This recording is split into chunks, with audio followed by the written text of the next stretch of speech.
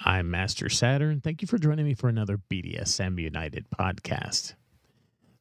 Always a hot topic. Anytime we post or talk about collars or collaring, we get a lot of unconventional wisdom, I guess you could say, or unconventional stories or modifications about collars. And a lot of times people take them kind of a lackadaisical approach. But historically, within our culture, collars were quite significant. The collar ultimately is something that shouldn't be rushed into, but don't let your need override your sensibilities. You have to understand what the collar means to your prospective partner so you can both enjoy the journey together in this BDSM lifestyle. There was a time in our history when a collar was more important than a wedding ring. You got to remember where BDSM originated was within the LGBTQ community. Two men back in the 50s, 60s were not able to be married. So there wasn't, so collaring and wedding rings would not have been associated together because wedding rings were just something unattainable within our relationships back then. So the meaning of the collar has as many definitions now as there are people. Each person has his or her own definition. So what does it mean, though, to have a collar? It essentially means that you have someone that you own, speaking from the dominant point of view. It entails having someone you love, you trust, and you have a devoted loyalty to. Doesn't matter what form of BDSM you practice or what fetish you're into. Within our culture, the collar is a universally recognized symbol of being in a committed relationship. But unlike a wedding ring, it doesn't mean that the two persons are equal. It means that it is a power imbalanced relationship. It essentially means that a dominant owns the submissive. I've heard of training collars, protective collars, collars to display you're being mentored, and collars for play. There's a lot of different people that use collars for different types of things. And let's talk about a few of those. A lot of these are less common today than they once were in our history because the way that we date, the way that we engage one another, for a lot of people has changed. The computer age really affected in a lot of ways and kind of dissolved some of these things. But used to be before computers, the only way people met was in person. And, in engaging within a local community. Now, a lot of local communities have moved online, for instance. So a lot of these things have kind of gone out of fashion because of the way not very many people in the scope of BDSM culture have a local community. So a protective collar was used to show that someone, usually a sub, a slave, or a bottom, is being protected by a dominant. It acts like a safety net when the collar person feels uncomfortable in social situations. A protective collar is someone who's not in an established relationship. So the person really, may have a submissive personality, may identify ultimately as a submissive, but they're not submissive. They're not really a slave because they don't have a dominant partner. So they're engaging in social situations and they feel uncomfortable all on their own, and so they being protected by a dominant. It's somebody they're not in a relationship with. It's somebody they're not sleeping with. Is somebody who is watching their back, has their best interest at heart, somewhat of a wingman kind of mentality. A mentor's collar was used to show that someone is being taught a particular skill. It's similar to like what was a training collar. For some people, it was like the next step up. Play collars that are used during BDSM activities, often called bondage collars, don't display really anything. They don't display anyone as being committed to anyone else, and they are only used for bondage within scenes or play within scenes, and the any type of role play or role that the person is playing lasts only as long as the activity does, only as long as the scene. Um, uh, we really get collaring from and borrow it from master slave relationships. In the past, in our history, the only people that were being collared, the only people that were those who were being owned, were people within master slave MS, typically, or owner property relationships. Collaring is a term used by those nowadays in the DS community to describe the commencement of a relationship between a dominant and a submissive. It carries the same weight today that a marriage ring does in its final stage, and it denotes the same depth of commitment, although it's not exactly the same thing, because people can wear a wedding ring and be in a vanilla relationship, be happily vanilla, and be equal partners, each person giving 100%, and each person doing their part for the relationship, but being on the same standing. Uh, Unlike wedding rings, collars denote a power imbalanced relationship where someone is clearly the leader and the person being collared is clearly the follower. One person is clearly in authority and the other one is clearly yielding to that authority. Really, like we said, with the advent of the invention of the internet, we've really seen the ritual of collaring turn into something really casual, and it somewhat, in a lot of ways, is an attack on our long-standing traditions. And we really, it's an attack, but it's not. It's not that somebody's attacking us. They're oftentimes disrespecting traditions, and the best way to deal with that is through education. Um, First, we want to state clearly that really it's our opinion that collaring is only done in real life between live people, ceremonially, joyously celebrated.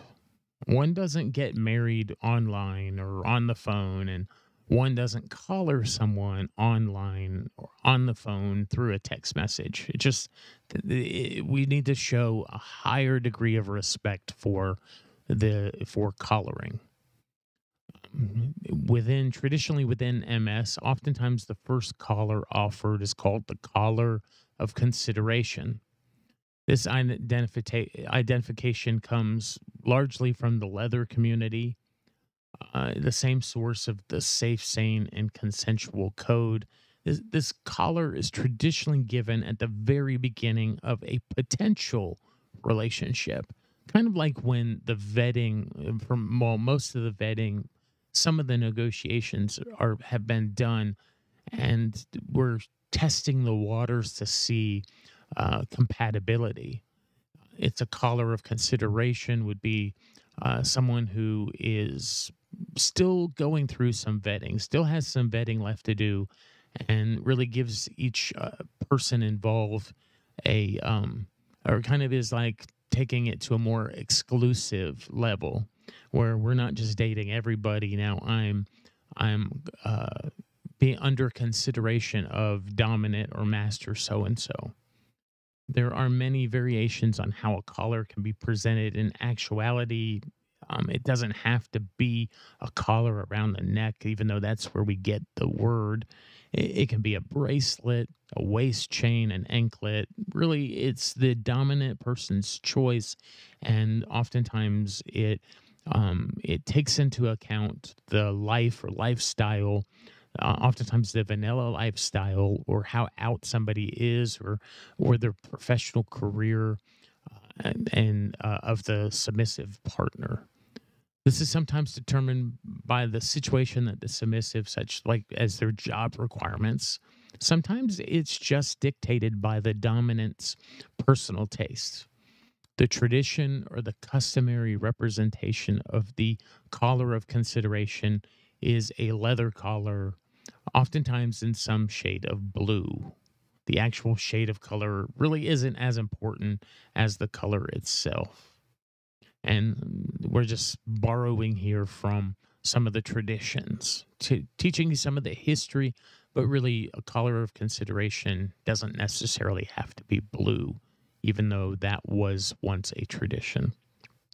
The dominant, by offering this color to the submissive, is expressing an interest in pursuing a potential relationship with the submissive beyond the range of a casual acquaintance or even the relationship between that of a top and bottom.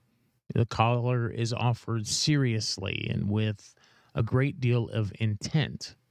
The submissive, in accepting this collar from the dominant, is equally serious in their understanding that their relationship has moved into a different stage along a process. The existence of the collar of consideration indicates to other dominants, other submissives within a local community in real life that this dominant and submissive are forming a potentially serious relationship. Its existence acts to openly present to other dominants that this submissive is off limits for the duration of the consideration period, and that the honorable dominants should not pursue the submissive in any manner and really should direct any types of interest or just any types of questions or comments or anything to the dominant partner. It's understood that new relationships are fragile, they're vulnerable to all the people involved. Respect for new relationship is shown by adhering to the presence of collars and their underlying meanings. The collar of consideration doesn't indicate a lifelong commitment between a dominant and a submissive, but might be better considered to be similar to a pre engagement ring. Again, we hate to borrow from terminology, from marriage terminology, but it just kind of gives you an example, somewhat of like a simile or a metaphor. Um, should either the dominant or the submissive decide after a period of time that the relationship or the connection is not to their desire, then either may politely withdraw from the offer or the acceptance with really no fault to either side. If a submissive is uncollared, then it's considered important for that submissive to physically remove the collar and place it within the hands of the dominant personally, because the dominant partner in a collaring situation owns the collar. It's not a gift.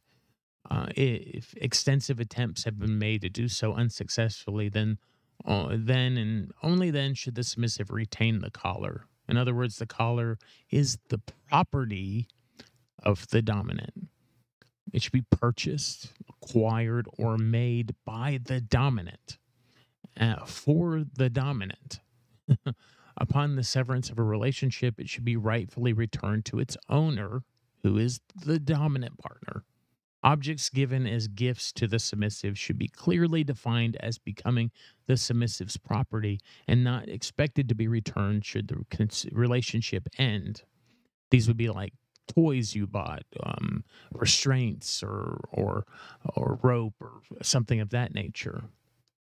But a collar is not one of them. A collar is not a gift. To keep the collar is considered to be extremely disrespectful. For any dominant to actively approach a collared submissive is considered an extreme breach of protocol. It should be noted that such action should have serious negative impact on that dominant's real life reputation within a real life community. But oftentimes, since we deal a lot online and virtually nowadays, it is becoming increasingly difficult to hold people accountable for bad activity. The traditions of our community should be given the same honor, dignity, and respect of any other. Those that actively diminish or devalue what is precious to our culture should be aware that such dim, that such identifies you as being external to our community or perhaps even a parasite to it. If you're one of those, then perhaps you should your um, return to your world where honor is non-existent, where honesty is impossible to find, and trust is just a word in the dictionary. So, if you're going to be a part of our culture, you should understand our culture, and you should respect the traditions we have, and you should respect them before you try to appropriate some of them, change, disrespect, devalue them, and you should definitely not do any of that. And but oftentimes we have a lot of people that, because they sit behind a computer, behind a keyboard, they become a keyboard warrior. They feel empowered to be disrespectful to a culture that they've only read about or dipped their toes into as a top or a bottom. A training collar is to show that a person is rather new to either the BDSM lifestyle or a particular aspect of the lifestyle. There's an agreement between the trainer and the trainee to teach and learn. Oftentimes, people don't do a lot of actual training these days. It used to be that the internet didn't exist, books didn't exist. A lot of the things you needed to learn about S&M and BDSM relationships, the bondage and the discipline, and all of it, you had to learn from other people that were involved. There wasn't books, there wasn't the internet, and so one of the ways that people learned was through personal training relationships. This is a long kind of past. It's kind of gone away. But but the training collar used to represent the second collar exchange between a dominant and the submissive. It was part of a relationship. It wasn't some kind of, you know, come to me for training. I'm gonna train you for somebody else. No, this was a training for themselves. It was a dominant training a submissive partner to be their slave, to be their submissive. The training collar was offered by the dominant after they have engaged in a period of time where they have held extensive conversations with the submissive, explored characteristics, traits, interests, desires, lifestyles to see if they consider themselves to be a good match in enough areas to move into a relationship of an even deeper commitment. That's called vetting. And generally they would have engaged in many of the vanilla aspects of the relationship as well as commence with maybe some light scening to explore the beginning limits of that the submissive may possess. The traditional training collar was often made of leather. It was generally very plain and may have been either red or black. Many dominants alternately offer a training collar in chain, and this was based on personal preference, but requirements dictated by issues to the submissive's life and other factors shared between the dominant and the submissive. The acceptance of a training collar by the submissive indicated that the submissive agreed to pursue a much deeper relationship with the dominant. which would involve and may have serious feelings, emotions, commitments, and responsibilities. It too can be equated fairly well to like an engagement ring. When a relationship reaches the stage where a training collar would have been offered, it tells other dominants and submissives that the dominant and submissive have grown much more serious and that they are actively bonding and attaching to each other with considerations of a potentially long term, full time relationship. At this point, the actions of the submissive are directly reflected upon the integrity of the dominant. So anything the submissive did or said within the local community would be a reflection of the reputation of the dominant, and that submissives at that point should have become acutely aware that behaving in a manner becoming to the training of their dominant is a reflection of their personal devotion and commitment to that dominant. When a dominant reaches this stage with a submissive, they will often move into areas of training and discipline, which are much more severe and or strict. The foundations of later interactions are often based on how well the dominant and the submissive construct or shape their relationship at the training stage. Both recognized that they were a reflection of each other, were openly connected to each other, and they actively worked to make the representation solid and deep. Most dominants and submissives enter deeper emotional stages in the training process. They may begin to express true devotion, love, honor, and mutual respect. In many ways, this is where the relationship is truly tested physically, mentally, and emotionally. In many cases, the dominant and the submissive in the training process may consider or try living together actively. The exploration of unseen elements will generally intensify as they get to know each other better and the depth of trust begins to grow. It's at this stage that adaptation problems generally occur the most. This is somewhat like the newlywed stage being over. And in many cases, people tend to express themselves in a more open fashion. So, in this training process, really, that new relationship energy has somewhat faded, and people begin to become more transparent, and more of someone's flaws begin to surface.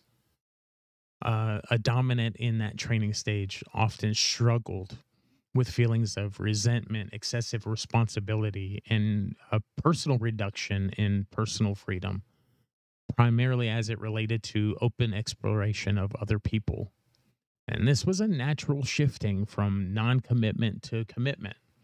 Both people find that they may test their partner to see if the partner's commitment is solid and strong.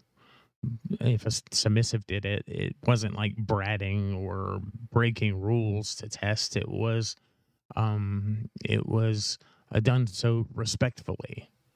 It was watching with an eagle eye to see how the dominant partner led with integrity. Facing these and overcoming them is necessary before the dominant and the submissive can consider taking their relationships to the final full collar, which was identified as a slave collar, because we were, again, traditionally, collaring was borrowed from master slave relationships. There weren't dominants and submissives. There wasn't people in DS or DDLG relationships that were collaring traditionally. And so it's okay if you borrow something from another uh, another relationship type, but you do need to do so respectfully, and not disrespect, not devalue the special thing that someone has, but try to contextualize it and apply it appropriately to your relationship. Each of the collars is generally presented during some type of formal ceremony. Traditionally, this may have been done during a private or during a small gathering of close friends, especially when there was more local community. Oftentimes, though, these days, it's more of a private thing. I know when I collared my submissive, it was very private. It was just me and her in the room, and it came with some words and smooching and whatnot. And so the actions of collaring are considered quite serious, and most often, great care is taken to make the moments memorable for most people. Many dominants and submissives will exchange vows or poems that they create, and it's a very ceremonial process. So, lastly, as I close, the formal collar, frequently back traditionally called the slave collar, is a representation of the final stage of commitment between the dominant master and now the submissive who has transformed into slave. This collar is offered by the dominant and submissive, or sorry, after the dominant and submissive have progressed through any previous collaring, all the vetting, all of the negotiations have been done. Um, the master has trained his submissive. His submissive has transformed from a submissive and is ready to be slave to the master. In recent years, we've seen a creation of these like cyber kind of collaring. it it attempts to mimic the real life collaring, but tends to be exchanged between those who are primarily just cyber fetishers, kinksters. It's really our opinion that a collar is only good as the actual relationship that backs it up. Um, these are just virtual and they're made of fantasies and illusions. At best, they're a role play. They're somebody who's acting and acting differently acting is something is playing a role that's different than your actual identity. Using and exchanging these imaginary collars tends to appear and vanish like shadows, lacking the primary reality and the substance that's so much a part of BDSM culture. But back to it, the formal collar is offered by the dominant with the intent to formalize and bond an attachment between themselves and their submissive. Excuse me. It is a recognition of commitment, deep emotional feelings, devotion, mutual respect, consideration. It expresses a belief that the dominant and the submissive share similar ideals and a genuine and growing desire to share each other's lives over perhaps the rest of their lives. With many couples, this collar is given in conjunction with a proposal of marriage, but it doesn't have to be. Um, its weight within the community is the equivalent to a wedding ring in the vanilla world, but even more so, it is a much stronger commitment. The acceptance of this collar by the submissive is an open, voluntary, consensual offering of their complete submission to the dominant from that day forward. The traditional appearance of a slave collar is a collar made of black leather or metal, which is adorned by brass or silver objects or designs.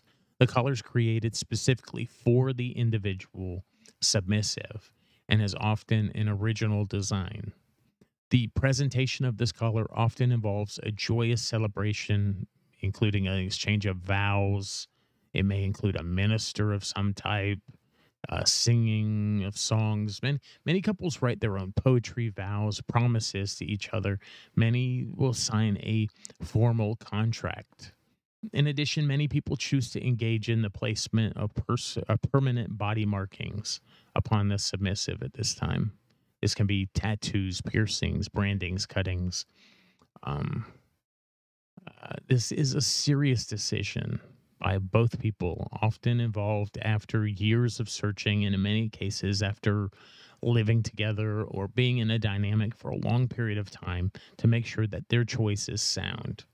At this stage in the collaring process, often the dominant and the submissive feel the same deep love that any vanilla couple might feel, coupled with the trust, the respect, and commitment that is so crucial in our BDSM lifestyle.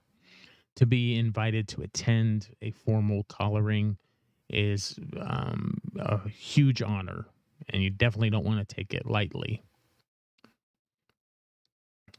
Um, so, in many cases, uh, there's a protocol that must be adhered to when approaching someone who's collared.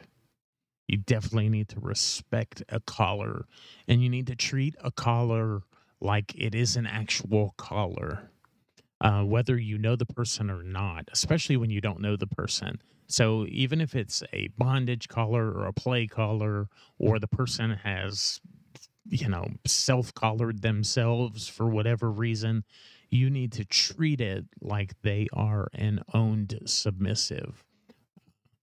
So dominants can't assume that they have free reign over anyone who is collared. They are often, and they should be, but these days, not always, but they're owned in one form or another. It's highly recommended that that you ask the owner of the collar if you can touch them, similar to like giving a hug or a kiss or even talking to a collared submissive. So don't take offense if a collared person doesn't respond to you. There might be a reason for it. So you need to ask the owner, and the owner of the collar is not the person wearing the collar. The owner of the collar is the dominant partner. Oftentimes be very respectful and ask them to point you in the direction of their dominant partner so that you can then talk to the dominant partner and not address the submissive partner any more than just asking who is your dominant. I'm Master Saturn. Thank you for joining me for this BDSM United podcast, a really more in-depth and traditional look at collaring.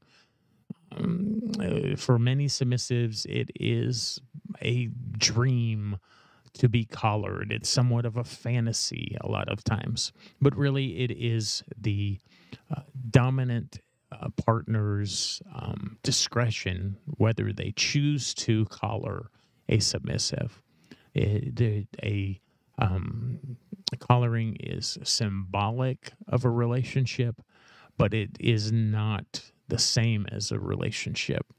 And so we treat symbols with respect, but we don't have to have those symbols in place. You can be a totally legit dominant and submissive master and slave relationship with no collaring. No, maybe it's just something that as a dominant you're just not into for whatever reason, and that's fine. A truly submissive partner will totally respect the dominant partner's decision.